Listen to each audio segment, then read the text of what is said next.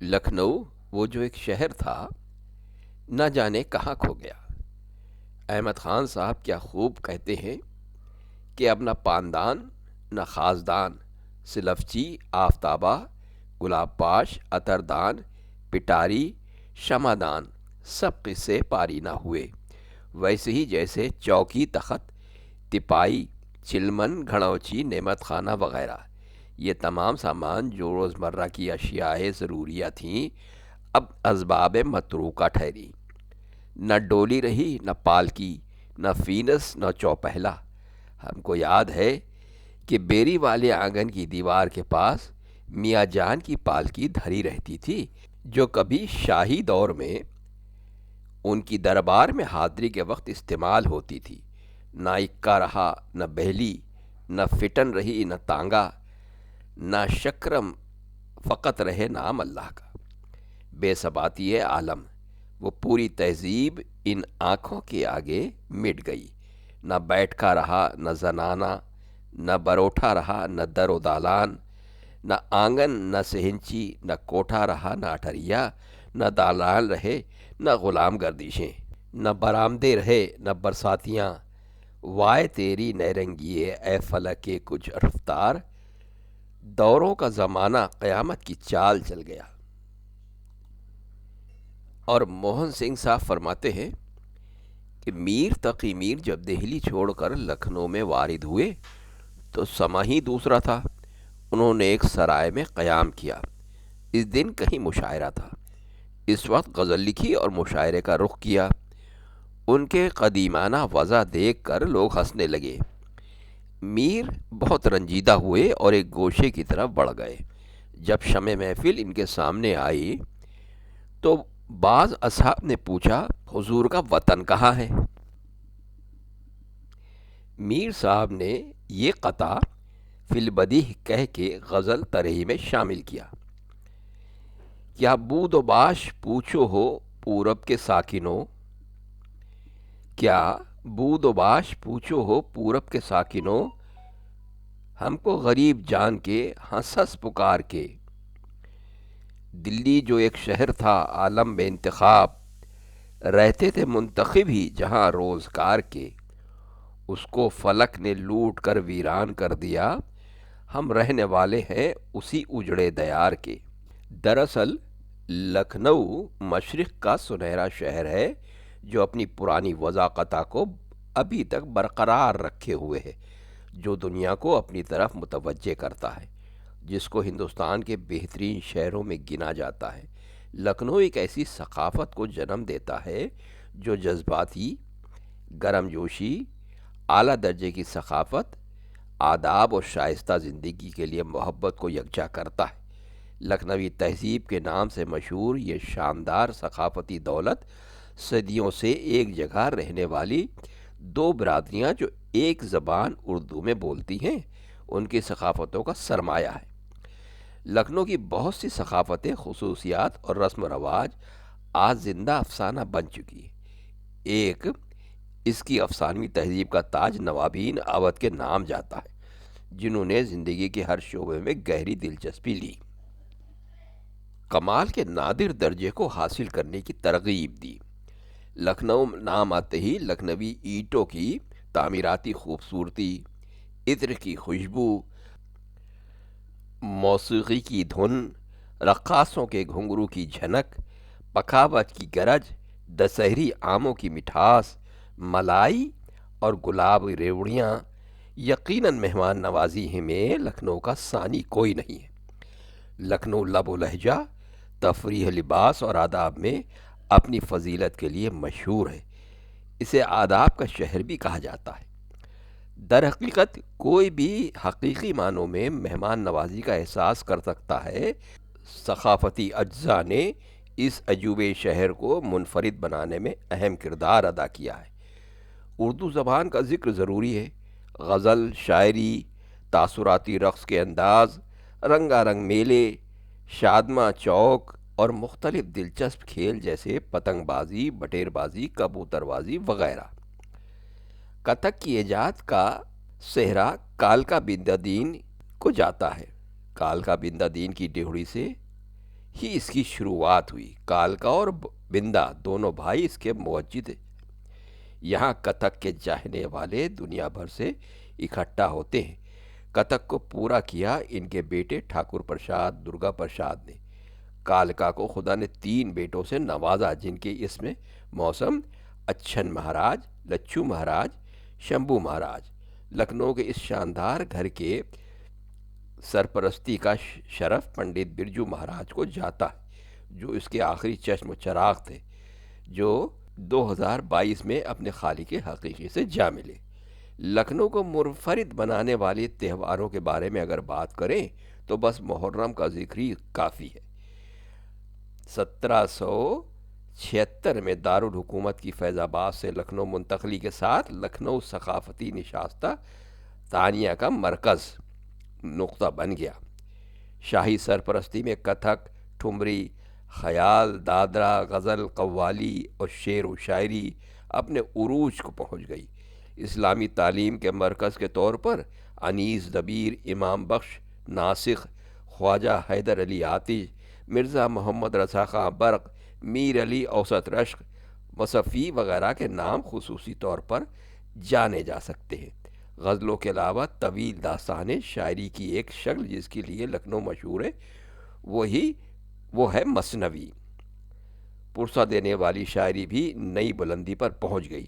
ان میں مرثیہ، سلام اور نوحہ جیسی صرف شامل ہیں۔ اردو نے بطور زبان کمال کا نادر درجہ حاصل کیا اور آہستہ آہستہ لکھنؤ ناقابل فراموش غزلوں، مرثیوں، مثنویوں، غزل، ڈراموں کا گہوارہ بن کر ابھرا۔ لکھنؤ کے امراء اور شرفا میں مالی اعتبار سے نمایاں فرق ہونے کی باوصف ان کے ذوق مذاق میں حیرت انگیز حد تک یکسانیت تھی۔ بہت سی خصوصیات، مثلاً شستگی، شائستگی، تہذیب، اخلاق، انسان دوستی، عالی ہمتی اور شرافت نفس ان دونوں طبقوں میں مماثل و مشترک تھی۔ حقیقت امر تو یہ ہے کہ انہی خصائص حمیدہ کی بدولت لکھنؤ کی پرانی معاشرت کو شہرت دوام، یعنی ساری دنیا میں ایک لازوال شہرت حاصل ہوئی، اور جس کی کوئی بھی نظیر ہندوستان تو درکنار دنیا کے کسی ملک میں پیش نہیں ہو سکتی۔ اس شہر میں امیر ہوں یا غریب، سب کو ہی دوسروں کے احساسات کا لحاظ رہتا تھا، اور کوئی بھی کسی کو خواہ وہ مقابلتاً کم حیثیت ہی کیوں نہ ہو، شکایت کا موقع عمدن نہیں آنے دیتا تھا۔ یہ رکھ رکھاؤ ممکن ہے کہ بعض لوگوں کو سہل معلوم ہوتا ہو، لیکن حقیقتاً بہت مشکل کام تھا، کیونکہ وہ دور نازک مزاجیوں کا تھا۔ قریب قریب ہر شہری نازک مزاج تھا، اس لیے امراء ہوں یا شرفا سب اپنی ملاقاتوں میں تہذیب و ادب کے تمام پہلو ملحوظ رکھتے تھے۔ ان کے یہاں ملاقات کے لیے کوئی دوست، عزیز یا کوئی اور معزز شہری آ جاتا تھا تو اسی کی شایان شان خیر مقدم ہوتا تھا۔ شرفا کے یہاں ان کے عزیز، دوست اور دوسرے ملنے والے برابر آیا کرتے تھے۔ ان مواقع پر بجنس ہو اسی ادب و تہذیب سے ملاقاتیں ہوتی تھیں۔ کبھی کبھی تقریب وغیرہ کے موقع پر شرفا کے یہاں کوئی بلند پایا رئیس آ جاتا تو وہ گھروں سے باہر نکل کر اس کا استقبال کرتے تھے، اور شہزادگان وغیرہ صاحبان عزت و جلال جن کا سلسلہ نظم براہ راست شاہان اودھ سے ملتا تھا اور زیادہ تعظیم و تکریم کے مستحق تھے۔ ان کے لیے احترام کے آداب اور رسوم بھی مخصوص تھے، جن کو بڑے سے بڑا رئیس بخوشی اور خاطر بجا لاتا اور اس بجا آوری میں فخر محسوس کرتا تھا۔ اسی سلسلے میں صرف ایک مثال پیش کی جاتی ہے۔ جان عالم واجد علی شاہ کے سب سے چھوٹے صاحبزادے پرنس افسر الملک انتزاع سلطنت کے بعد پہلی اور آخری بار لکھنؤ تشریف لائے تھے۔ ان کی آمد کی خبر سن کر سارا شہر اشتیاق دید میں ابل پڑا تھا۔ بڑی بڑی جلیل القدر ہستیاں، جن میں رؤسا عمائدین کے علاوہ اعلیٰ سرکاری عہدیدار اور ہائی کورٹ کے جج وغیرہ بھی شامل تھے، کہ استقبال کے لیے بغیر کسی دعوت یا خواستگاری کے اسٹیشن پر پہنچ گئے تھے۔ پلیٹ فارم پر پنجاب میل کے آتے ہی راجہ محمد امیر احمد خان مرحوم والی محمود آباد نے بڑھ کر گاڑی کا دروازہ کھولا اور مؤدبانہ جھک کر 7 مرتبہ تسلیمیں کی۔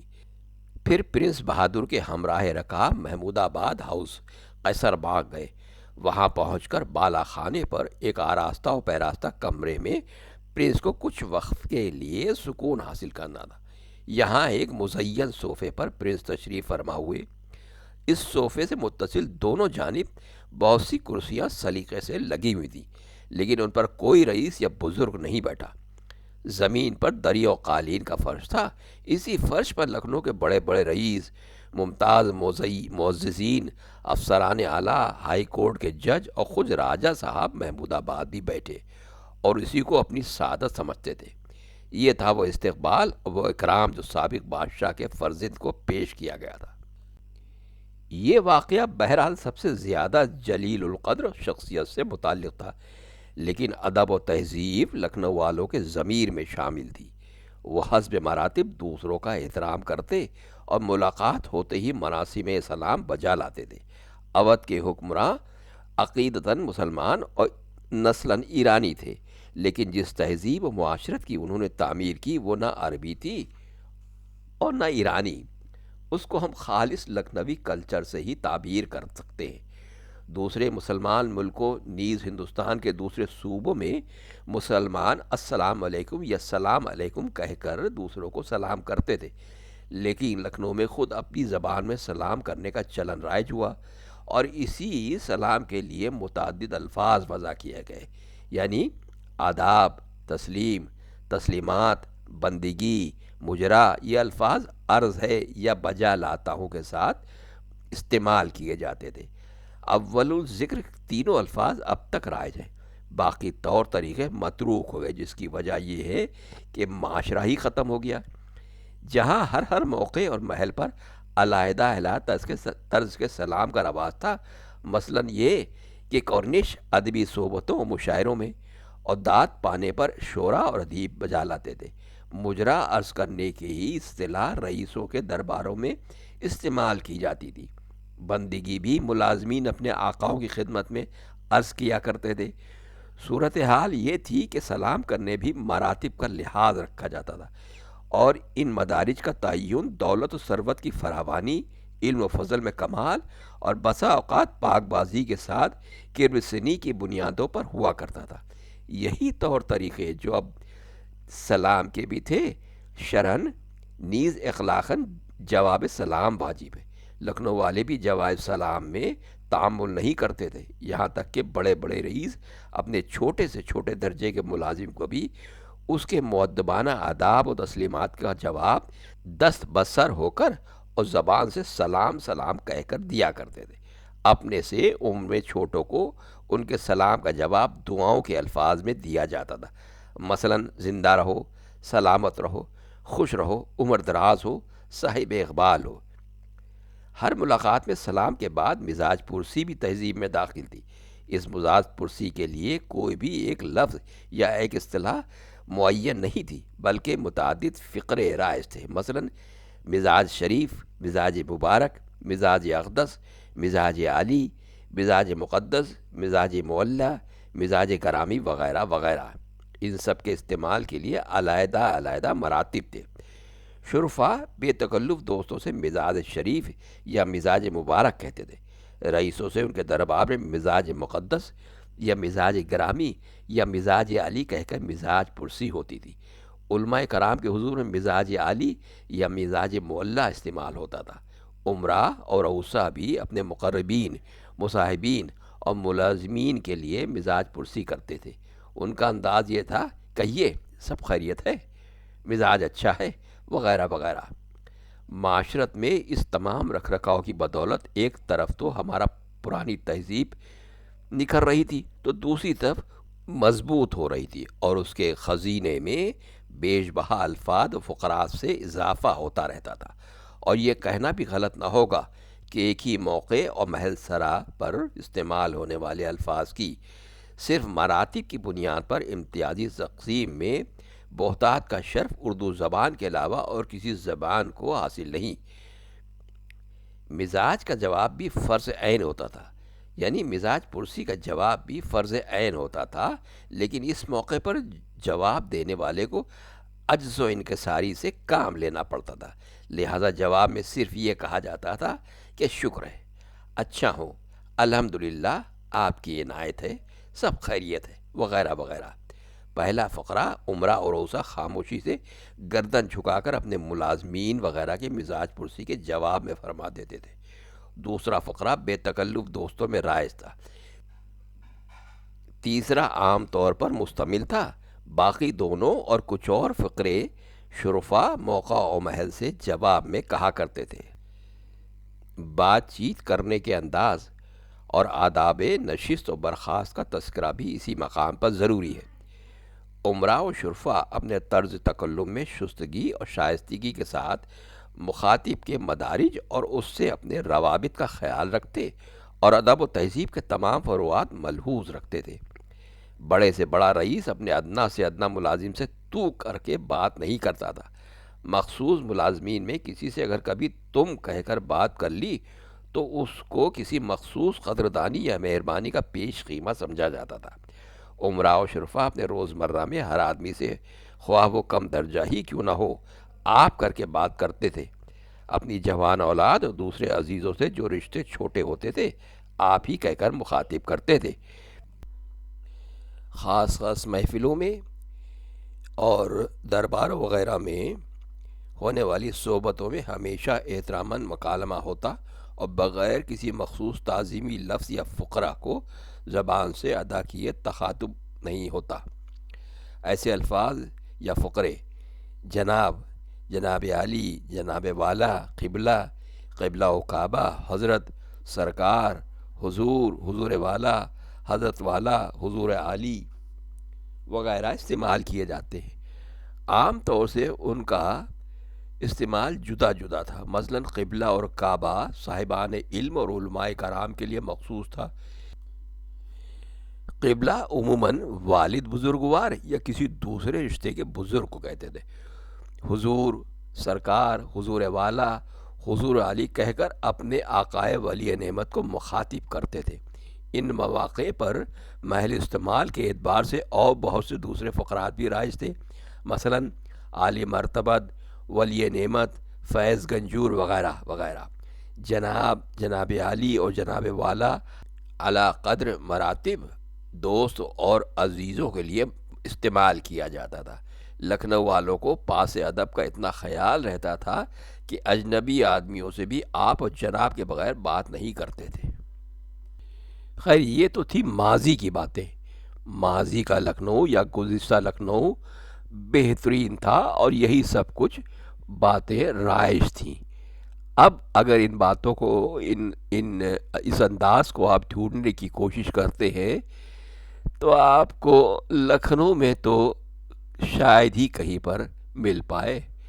ایک بہت ہی بھونڈی سی بگڑی ہوئی شکل یقیناً ابھی تک موجود ہے اور رائج ہے، اور خاص لکھنؤ کے رہنے والے لوگ کوشش کرتے ہیں کہ اس پرانے انداز کو زندہ رکھیں، حالانکہ اب وقت کے ساتھ یہ مشکل ہوتا جا رہا ہے۔ وہ دور، وہ سنہرا دور بہرحال ختم ہوا۔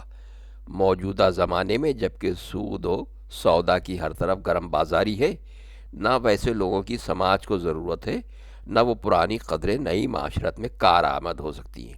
یہ سب کچھ ہونا ہی تھا اور ہو کر رہا، لیکن افسوس اس کا ہے کہ پرانے لوگوں اور ان کی طرز زندگی کے مٹ جانے کے بعد وہ گراں قدر خوبیاں جو خاک میں مل گئیں، جو شرفائے لکھنؤ کے لیے سرمایہ افتخار تھیں، یعنی متانت و سنجیدگی، خوش اتواری و خوش کرداری، صداقت اور راست بازی، اخوت و محبت، مہر و وفا، رافت و الفت، تہذیب و اخلاق، نفاست و لطافت، اور سب سے بڑھ کر رواداری اور جذباتی ہم آہنگی۔ آج ہم فرقہ وارانہ یکجہتی کے جتنے نعرے بھی بلند کریں، لیکن پہلی سی وہ بات کہاں۔ اختلاف مذہب و ملت کے باوصف دلوں میں کدورت نہیں تھی اور نہ منافرت کا کوئی شائبہ ہمارے کرداروں میں تھا۔ یہی تھا لکھنؤ کا وہ اصل معاشرہ جس پر آج بھی پرانے شہریوں کو بجا طور پر فخر ہے۔